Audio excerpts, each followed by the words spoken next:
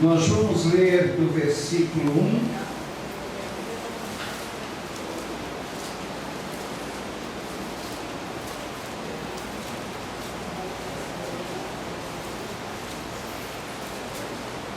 até o versículo 21, bem? O texto é um tanto extenso, mas nós vamos acompanhar com atenção. O texto é um tanto extenso, mas nós vamos acompanhar com bastante atenção a leitura, que já está projetada aí, amém? Diz assim, primeiro livro dos Reis, capítulo 19. Acabe contou a Jezabel tudo quanto Elias havia feito, e como matara pela espada todos os profetas. Então Jezabel mandou um mensageiro dizer a Elias: que os deuses me castiguem, se até amanhã a estas horas eu não houver feito com a tua vida como fizeste a deles. Quando ele ouviu isto, fugiu para salvar a própria vida. Chegando a Berseba, que pertence a Judá, deixou ali o seu servo. Mas ele entrou pelo deserto, caminho de um dia, sentou-se debaixo de um arbusto e pediu para si a morte, dizendo: já basta, ó Senhor, toma agora a minha vida, pois não sou melhor que meus pais. E, deitado debaixo do arbusto, adormeceu. Então o anjo tocou e lhe disse: levanta-te, come. Ele olhou e à sua cabeceira havia um pão assado nas brasas e uma vasilha de água. Tendo comido e bebido, voltou a se deitar. O anjo do Senhor veio pela segunda vez, tocou e lhe disse: levanta-te e come, porque a viagem será muito longa. Ele se levantou, comeu e bebeu, e com a força desse alimento caminhou 40 dias e 40 noites até Horebe, o monte de Deus. Ali entrou numa caverna onde passou a noite. Então veio-lhe a palavra do Senhor dizendo: Elias, que fazes aqui? Ele respondeu: tenho sido muito zeloso pelo Senhor, Deus dos exércitos, porque os israelitas abandonaram a tua aliança, derrubaram os teus altares e mataram os teus profetas pela espada. E fiquei eu, somente eu, e procuram tirar a minha vida. E disse-lhe Deus: vem para fora e sobe o monte diante do Senhor. Então o Senhor passou e um grande e forte vento separava os montes e despedaçava os penhascos diante do Senhor. Mas o Senhor não estava no vento. Depois do vento veio um terremoto, mas o Senhor não estava no terremoto. Depois do terremoto veio fogo, mas o Senhor não estava no fogo.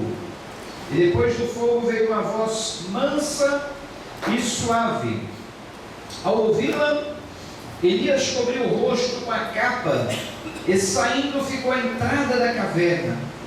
E veio uma voz que dizia: Elias, que fazes aqui? Ele respondeu: tenho sido muito zeloso pelo Senhor, Deus dos exércitos, porque os israelitas abandonaram a tua aliança, derrubaram os teus altares e mataram os teus profetas pela espada. E fiquei eu, somente eu, e procuram tirar a minha vida. Então o Senhor lhe disse: vai, volta por onde vieste para o deserto de Damasco. Quando chegares lá, ungirás a Azael, rei sobre a Síria, e a Jeú, filho de Nimsi, ungirás rei sobre Israel. E a Eliseu, filho de Safate, de Abel-Meolá, ungirás para ser profeta em teu lugar. O que escapar da espada de Azael, Jeú matará, e o que escapar da espada de Jeú, Eliseu matará.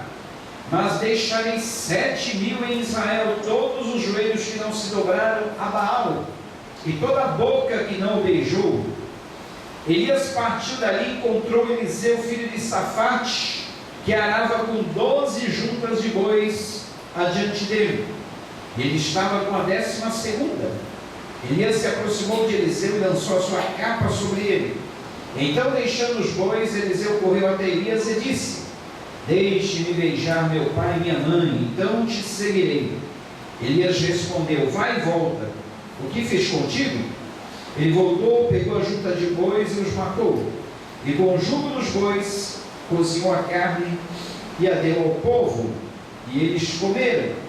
Então ele se levantou e passou a seguir Elias e a servir. Vamos orar a Deus. Deus, nessa noite nós temos nos alegrado com esses lindos louvores, temos elevado a nossa alma até o teu altar, Pai, e já temos sido abençoados, muito abençoados.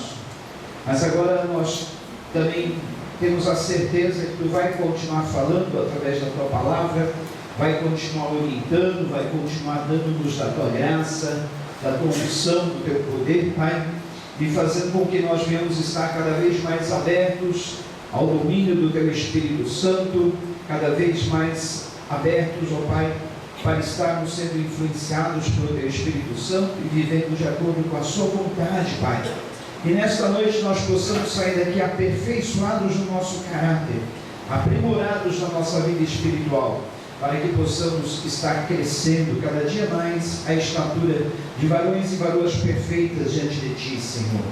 E nós venhamos a saber lidar com os problemas da vida, com as circunstâncias da vida, que jamais venhamos a nos deixar abater pelos problemas que nos cercam, por esse mundo mau, mas que nós possamos, ó Pai, em todo instante, saber que Tu sempre estás conosco, porque a Tua promessa é que Tu estarias conosco até a consumação dos séculos, ó Pai, e que nós não estaríamos sozinhos nessa batalha, mas Tu estarias conosco, Pai.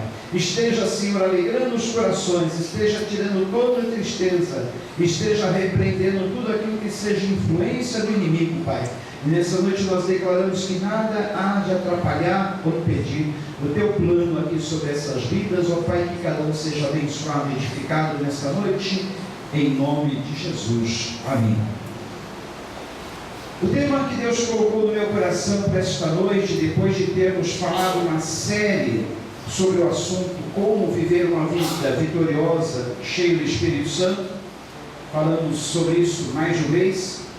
Hoje o tema que Deus coloca no meu coração é como vencer a depressão. Haja visto que para nós sermos cristãos vitoriosos, nós temos que saber lidar com os problemas da vida, com as circunstâncias que nos cercam, com as situações ao nosso redor. Só assim podemos ter vitória. É sabido, todos vocês sabem, a internet está aí para divulgar, a mídia não esconde. Do final do ano para cá, foram mais ou menos entre pastores e pastoras, foi mais ou menos 5 que deram cabo à sua vida, do final do ano para cá. Contei mais ou menos esse número, e nós às vezes ficamos pensando, mas por quê? O que leva um homem de Deus, uma mulher de Deus, que prega a palavra, que prega o poder de Deus, dar fim à sua própria vida? Eu não quero entrar no mérito da questão, se esses pastores eram salvos, se não eram, se criam em Deus, se não criam, se a pessoa vai para o céu, vai para o inferno, se suicida.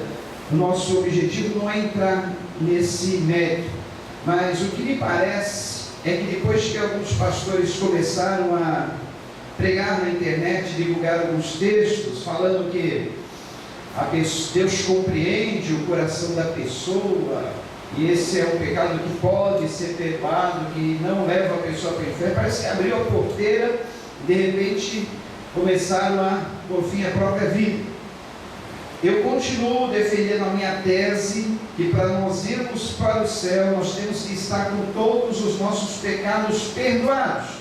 E como pode dar tempo para uma pessoa pedir perdão se ela põe fim à própria vida? Então essa é a minha tese, que eu sigo, que eu acredito e que eu continuo pregando. A pessoa só pode ir para o céu se ela tiver todos os seus pecados perdoados. Ou seja, se até o último minuto da sua vida der tempo de pedir perdão e se arrepender. Não somente pedir perdão, mas se arrepender, ter uma mudança de vida. Então, eu continuo defendendo essa tese e não há nada que possa me fazer mudar o pensamento, não é? porque o único que tem direito a tirar a própria vida é o próprio Deus. Não existe ninguém que tenha o direito de tirar nem a vida do próximo e nem a própria vida. Com certeza, a gente vê a seriedade do tema até pela nossa legislação brasileira. Até quem induz uma pessoa ao suicídio comete crime. E é um crime que a pessoa é condenada à cadeia se ela induzir, aconselhar uma pessoa a pôr fim à própria vida. Então, chamamos induzir ao suicídio. Então, se só de induzir a pessoa ao suicídio pela lei dos homens já é um crime, quanto mais o suicídio. A pessoa só não é punida porque ela morre, mas se não morresse, com certeza teria punição, mas a própria punição já é a morte. Mas o que eu quero enfatizar nesta noite é o que leva uma pessoa a buscar o suicídio. Na maioria das vezes é a depressão, que é a chamada doença do nosso século. A doença que tem matado mais do que qualquer outra causa. Vocês sabiam, eu estava lendo uma pesquisa ainda essa tarde, e essa pesquisa diz, olha, pasmem sobre essa informação, é muito interessante. Essa pesquisa que eu li à tarde diz que mais pessoas morrem por suicídio do que por homicídio. Vocês sabiam disso? Eu fiquei alarmado. É maior o número de pessoas que se suicidam do que as que morrem por causa de homicídio. Então, é um tema que nós não podemos deixar de falar, não podemos deixar de mencionar. Nós temos que tratar com esse tema e apresentar as soluções para os problemas. E se a maior causa, o problema que mais leva a pessoa a se suicidar é a depressão, então vamos falar um pouco sobre isso nessa noite, baseando-se sobre a vida do profeta Elias. Eu quero dizer que eu não sou a pessoa mais especializada no assunto para falar sobre o assunto. Temos aqui a pastora Sandra, nossa psicóloga, poderia estar falando melhor sobre esse tema. Mas numa próxima ocasião ela vai trazer maiores informações sobre o tema. Aqui eu vou tratar somente dentro da perspectiva bíblica da vida de Elias. Elias, entre outros heróis da Bíblia, foram os que tiveram problemas com depressão. Na Bíblia nós podemos citar Elias, teve problemas com depressão. Davi, o grande poeta, rei, estadista, cantor, compositor, Davi escreveu tantos salmos de louvor ao Senhor, falando de vitória, falando do poder de Deus. Ele teve problemas com depressão. Podemos citar outro profeta, Jonas. Depois de uma grande pregação que converteu uma cidade inteira, ele também teve problemas com depressão e pediu até para si a morte. Poderíamos falar ainda de tantos heróis do Antigo, personagens do Novo Testamento, mas por que não falar do nosso próprio Senhor Jesus Cristo? O Senhor Jesus Cristo se sentiu deprimido? Sim. Ali no jardim do Getsemane, no chamado jardim da prensa do azeite, quando ele orou a Deus antes dos momentos que antecediam a sua crucificação, ele se angustiou. A palavra de Deus diz que ele se angustiou, se agulhou de tal forma que o seu suor se transformava em gotas de sangue. Os especialistas no assunto dizem que é possível uma pessoa suar gotas de sangue, mas para que isso aconteça, ela tem que estar exposta a um sofrimento interno, a uma angústia interna muito grande, muito forte, que os vasos sanguíneos às vezes acabam estourando de tanta pressão, de tanto sofrimento interior, e ela vem a suar gotas de sangue. Foi o que aconteceu com o próprio Senhor Jesus Cristo no jardim do Éden. Mas vamos voltar então à vida de Elias e vamos estudar na vida desse profeta as causas que o levaram à depressão, o que ele sentia quando estava deprimido e, o mais importante, como Deus tratou com a vida do seu profeta e como nós podemos nos tratar desse mal. Se alguém aqui já foi vítima desse mal, ou sofre desse mal, ou conhece pessoas que sofrem desse mal, guarde bem essa mensagem, os pontos que nós vamos falar, porque você pode ajudar alguém. Pode ser alguém da sua própria família, pode ser entre os seus amigos, vizinhos, alguém que esteja sofrendo desse mal. Então você pode vir a ser, essa mensagem pode não servir exatamente para você, mas pode vir a servir para alguém, e Deus vai certamente usar você como instrumento na vida de alguma pessoa. Lembre-se, a depressão é uma das doenças que mais tem matado no atual século presente, e a perspectiva para o futuro é que deve continuar sendo uma das maiores causas de morte no mundo. Amém? Elias, quem foi Elias? Elias, um grande profeta do Senhor, conhecido pelos seus feitos maravilhosos, pela sua grande fé em Deus, pelos seus milagres, pelos seus prodígios. Uma certa vez, olha, só pelo fato dele ter sido conhecido como um profeta de grandes milagres, grandes prodígios, grandes maravilhas, isso mostra que ninguém está isento da depressão.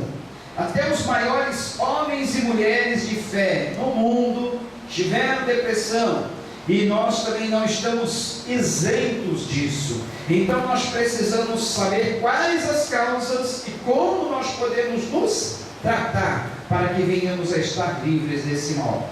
Uma certa vez, Elias venceu de uma só vez, ele e Deus, 450 falsos profetas, a famosa batalha lá do Monte Carmelo. E ele derrotou esses profetas. Ele estava exuberante da sua grande vitória, mas logo em seguida veio uma ameaça. Olha o poder que tem uma ameaça, e era a ameaça de uma mulher chamada Jezabel. Jezabel era esposa de um rei chamado Acabe, rei de Israel, e ela era uma mulher muito ímpia, ela era uma verdadeira feiticeira, ela era conhecida pelos seus feitos maus. E ela mandou um recado para Elias, dizendo assim: ó Elias, que me matem os deuses, se amanhã, a estas horas, eu não fizer com a tua vida exatamente como você fez com a vida daqueles 450 profetas de Baal. Jezabel, ela cultuava esse Deus Baal, e ela ficou sentida da morte dos seus 450 profetas. E ela manda um recado ameaçador para o profeta Elias, dizendo que ela faria com ele a mesma coisa que ele fizera com os profetas de Baal. Uma ameaça. Quem não fica preocupado diante de uma ameaça, diante de um perigo e de um perigo de morte? E Elias sabia que Jezabel realmente cumpria aquilo que ela falava. Ele sabia que ela era uma mulher terrível e temível, e ele temeu pela própria vida.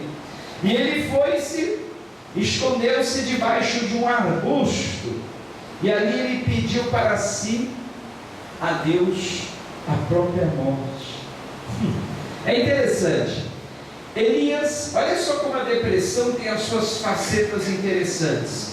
Elias, ele foge e fica deprimido, com medo de morrer, e ele pede para Deus que tire a sua própria vida. Não é interessante? Ele estava com medo de morrer, mas ao mesmo tempo ele pede para Deus tirar a sua própria vida. E o que levou Elias a ter essa atitude? Em primeiro lugar, nós vemos que Elias deixou de colocar os olhos no Senhor para olhar para as circunstâncias. Quando nós deixamos de olhar para Deus, olhar para o Senhor das circunstâncias, e fixamos os nossos olhos nas circunstâncias, nós nos perdemos.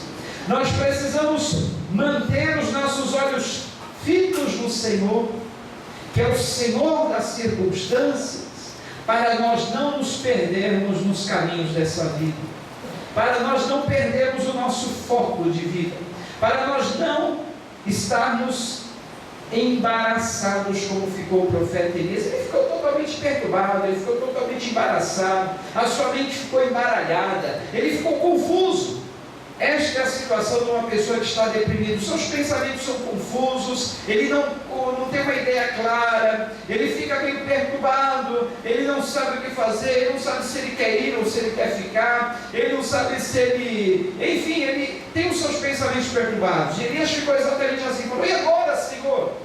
Eu fiz a tua obra, eu fiz tudo o que o Senhor mandou, eu fui fiel a ti, Senhor. Olha só, eu não dobrei os meus joelhos diante de Baal.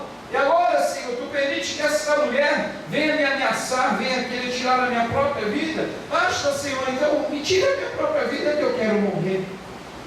Elias estava visivelmente perturbado, deprimido, angustiado. Que situação! E é geralmente, queridos, depois que nós temos uma grande vitória, depois que nós temos uma grande alegria, depois que nós somos triunfantes em alguma situação, a depressão aparece. Por isso nós temos que vigiar todo o tempo, que às vezes as coisas parecem tão bem, nós estamos tão felizes, mas nós não percebemos que ali mais adiante Satanás está preparando alguma seta para entristecer o nosso coração. E Elias então ficou ali deprimido, porque desviou os olhos do Senhor, colocou os olhos naquela situação. E a segunda característica que nós vemos na vida de Elias, o que acontece também na vida de toda a pessoa que fica deprimida: quando ele mais precisava da companhia de alguém, quando ele mais precisava estar na companhia de pessoas, o que ele faz? Ele entra numa caverna, ele se esconde, ele se isola. Está aí uma lição que nós temos que guardar, queridos. Quando bater a angústia, quando bater a depressão, quando querer bater a tristeza, não se isole, não entre na caverna, procure alguém para conversar, procure alguém para você falar sobre os seus problemas, sobre a situação que te aflige. Olha, é interessante, quando as pessoas precisam da companhia de alguém, se isolam. Isso leva a pessoa a se enfurnar cada vez mais no vale da depressão. Ele jamais poderia ter entrado na caverna naquele momento. Ele precisava mais ali, era de pessoas à sua volta, pessoas para estar dialogando com ele, conversando com ele. A mesma coisa aconteceu com Davi, lembra? Davi estava naquela angústia, perseguido por Saul, estava um tanto se sentindo ameaçado também. E naquele momento, o que Davi faz? Ele entra numa caverna chamada Caverna de Adulão, e lá ele vai se esconder. Mas o bom que aconteceu com Davi é que junto a ele resolveram se achegar outros homens que estavam na mesma situação, marginalizados pela sociedade, endividados. E as dívidas também causam depressão na vida da pessoa. Os compromissos que a pessoa tem que saldar, os compromissos que a pessoa tem de cumprir, não consegue, as coisas que a pessoa tem de fazer, não consegue. E aí se ajuntaram a Davi outros homens na mesma situação. E o bom que aconteceu na vida de Davi é que foi isso: ele não ficou sozinho ali naquela caverna. Mas já Elias não, ele entra na caverna e ele fica ali sozinho. Mas Deus estava de olho em Elias. O campeão de Deus não podia sofrer sozinho neste momento, porque olha, uma verdade é certa: quando nós fazemos a obra do Senhor, quando nós somos fiéis a Ele, Ele não nos deixa sozinhos e não nos deixa desamparados. Ele se responsabiliza pela nossa vida. Por isso, não tenha medo de se entregar à obra do Senhor. Não tenha medo de fazer a obra do Senhor. Não tenha medo das retaliações do inimigo. Porque em todas as situações, circunstâncias, Deus, Ele vai estar contigo. Ele se responsabiliza por estar presente, sempre bem presente ali em toda e qualquer circunstância. Afinal, você foi fiel a Ele. Você cumpriu aquilo que Ele mandou. Elias cumpriu aquilo que Deus lhe mandou fazer. E Deus falou: não, Elias, não é nessa hora que eu vou te abandonar, não. Eu vou estar com você, Elias. Eu vou segurar essa barra. Nós vamos pular junto essa onda, Elias. Você não vai morrer nas mãos daquela mulher, não. Deus tinha um plano todo especial na vida de Elias. Olha só que interessante. Deus não queria que Elias experimentasse a morte. Na verdade, o plano que Deus tinha para Elias era arrebatá-lo. Elias não experimentou a morte. Elias pode dizer que, junto com Moisés, ele não experimentou a morte, não. Junto com Enoque, também não experimentou a morte. Eles foram transladados, arrebatados, assim como nós também seremos um dia, se estivermos vivos na volta do Senhor Jesus Cristo. Aleluia! Então, às vezes, olha só, Elias iria perder o privilégio de ser arrebatado, de não